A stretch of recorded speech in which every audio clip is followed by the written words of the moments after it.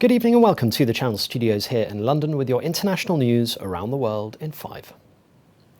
The second day of the first full congressional inquiry into the attack on the US Capitol building has begun in the US House of Representatives. I feel like I went to hell and back to protect them and the people in this room. It's after 4 police officers delivered testimony on their struggle to defend the US Capitol on January the 6th against a mob of Donald Trump's supporters.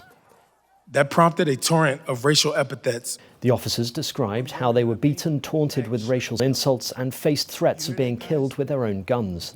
The panel heard the most detailed public account to date of what law enforcement officers faced, with several officers holding back tears as they testified. North and South Korea are in talks to reopen a joint liaison office that Pyongyang demolished last year and hold a summit, that's according to sources in the South Korean government. The sources say no time frame or other details for the summit have been raised due to the coronavirus pandemic. The two Koreas are technically still at war after their 1950 to 1953 conflict ended in a ceasefire, but on Tuesday they restored hotlines the North had severed in June last year. Attacks by the Taliban on civilians as US troops pull out of Afghanistan are deeply troubling, that's according to the Secretary of State Antony Blinken.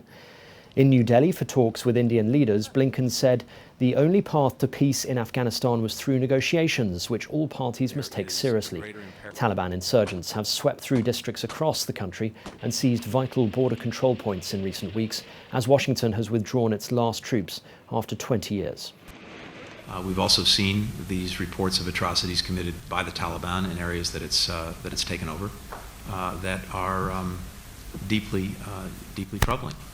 And certainly do not speak well to the Taliban's intentions for the country as a whole.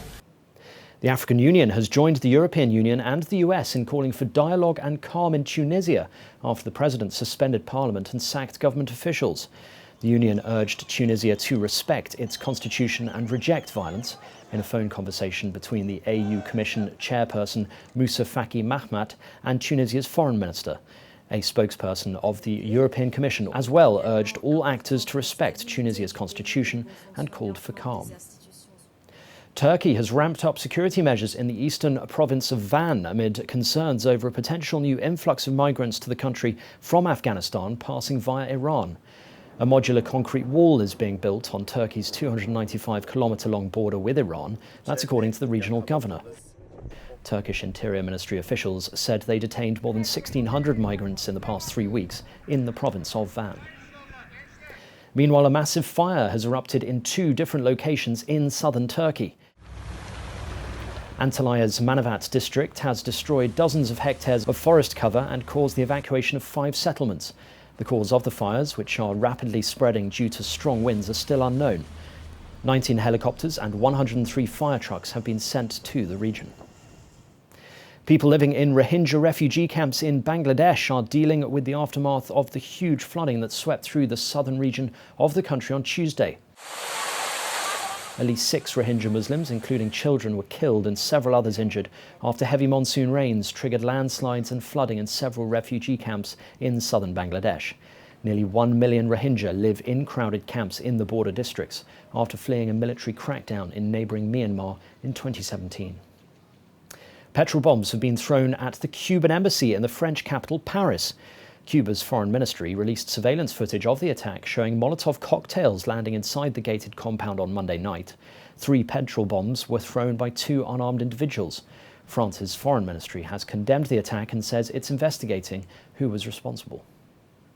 And finally, a 19-year-old is aiming to set the record for the youngest woman to fly solo around the world next month. Belgian Zara Rutherford sets off on her 32,000-mile journey in her bespoke Shark ultralight plane, the world's fastest microlight, on August the 11th. Once completed, Miss Rutherford will be the youngest person to fly a microlight around the world and the youngest woman to fly solo around the world. She says she hopes her trip will inspire other girls to follow in her footsteps. And that's your international news around the world in 5. Now back to the Channel Studios in Lagos.